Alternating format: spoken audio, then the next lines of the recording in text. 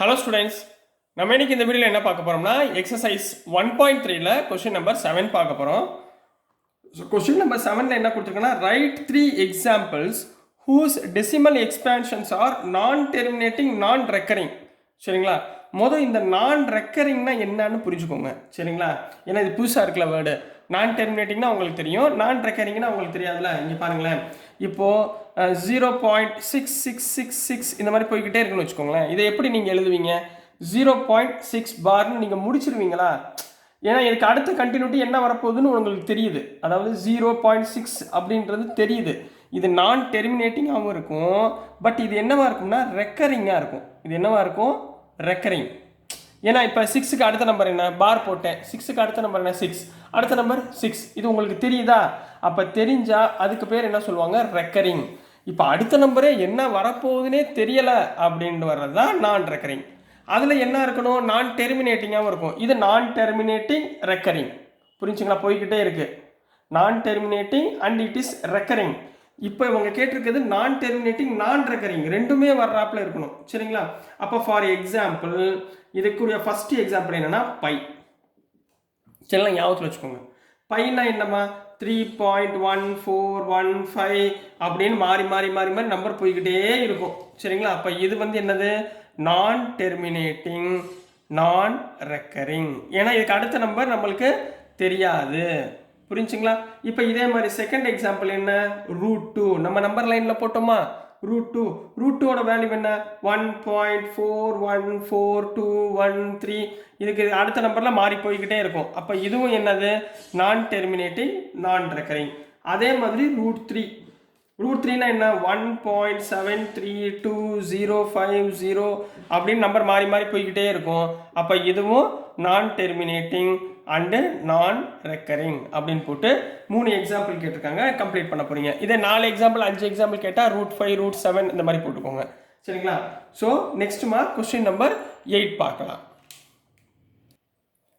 So நெக்ஸ்ட்மா question number 8 பார்க்க போகிறோம். So question number 8ல என்ன கொடுத்துருந்தாங்கன்னா find 3 different irrational numbers between the rational numbers 5/7 and 9/11. சரிங்களா, irrational நம்பர் என்னென்ன அப்படின்றத ஃபைண்ட் பண்ண சொல்கிறாங்கம்மா. இப்போ முதல் நீங்கள் சொல்யூஷனில் என்ன பண்ணுறீங்கன்னா கிவன் என்ன கொடுத்துருக்காங்க? 5/7. முதல் இந்த 5/7 டிவைட் பண்ணுங்க. அதாவது 5-ஐ 7ஆல் டிவைட் பண்ணுங்க. ரைட்டுங்களா?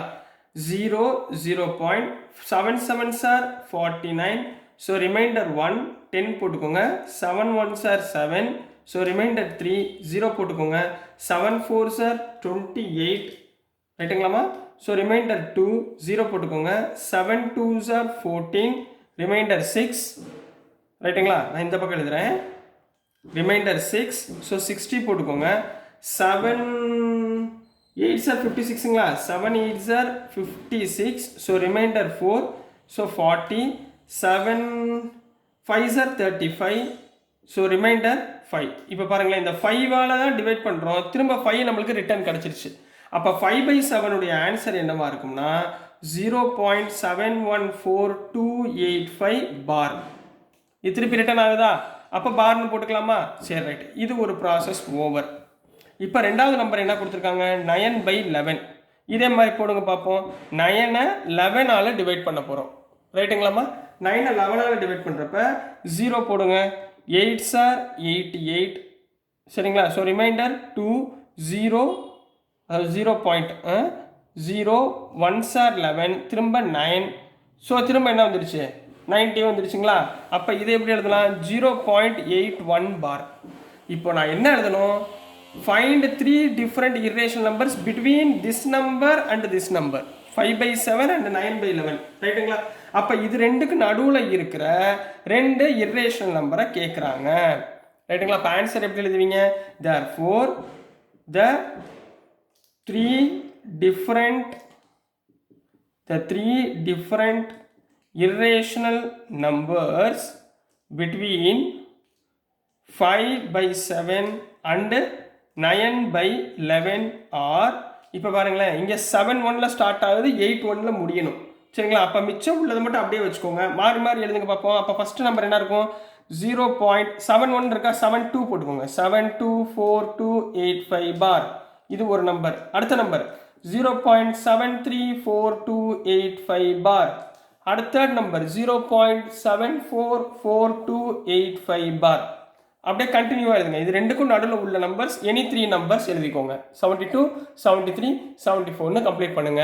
So this is the answer for question number 8மா. ஸோ நெக்ஸ்ட் நம்ம கொஸ்டின் நம்பர் 9 பார்க்கலாம்.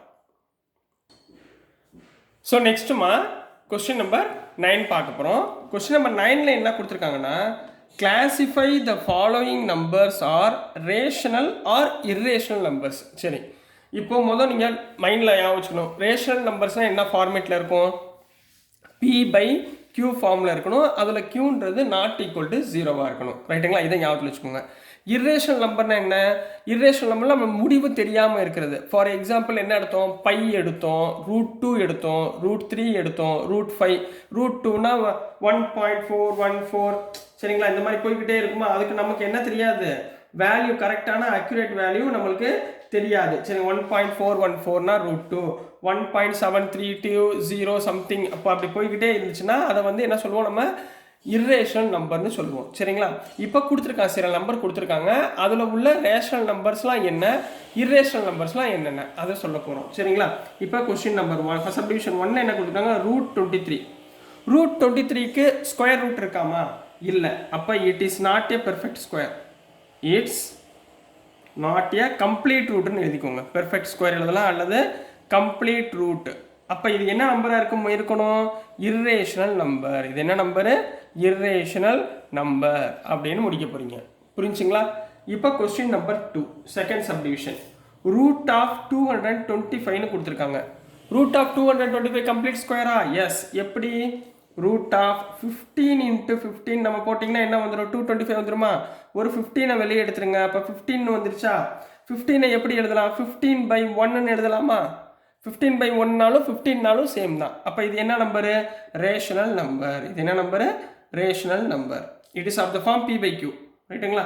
Third one 0.3796. இது பாருங்களேன், இதுக்கப்புறம் கண்டினியூட்டி எதுவுமே இல்லை. சரிங்களா? கரெக்டாக பெர்ஃபெக்டாக 3796ல் முடிஞ்சிருச்சு. அப்போ இது என்ன சொல்லுவோம்? கம்ப்ளீட் டிவிஷன் அப்படின்னு சொல்லுவோம். இது கம்ப்ளீட் டிவிஷனாக இருந்தால் அது என்ன நம்பராக இருக்கும்? ரேஷனல் நம்பராக இருக்கும். இது மூணாவது. நாலாவது என்ன கொடுத்துருக்காங்கன்னா 7.478478 அப்டுன்னு கொடுத்துருக்காங்கம்மா. இதை எப்படி எழுதலாம்? 7.478 பார்னு எழுதலாமா? அப்போ இது என்ன நம்பர்? Terminating number ஆயிடுச்சுங்களா? ரைட்டுங்களா?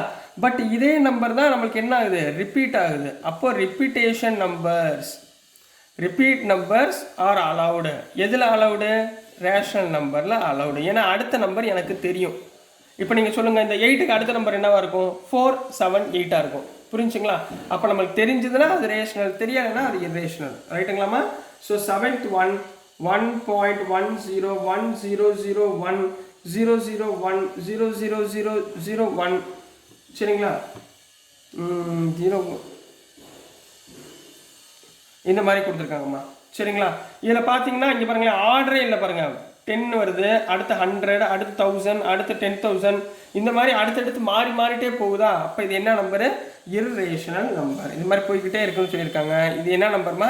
Irrational number. ஏன்னா ஒரு முடிவுக்கு அப்புறம் எத்தனை ஜீரோஸ் வருதுன்னு நம்மளால் கால்குலேட் பண்ண முடியாது.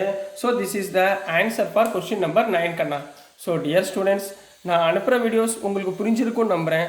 பிடிச்சிருந்துச்சுன்னா மறந்துடாமல் லைக் பண்ணுங்கள், ஷேர் பண்ணுங்கள், மறக்காமல் சப்ஸ்கிரைப் பண்ணி சப்போர்ட் பண்ணுங்கள் ஸ்டூடெண்ட்ஸ். தேங்க்யூ.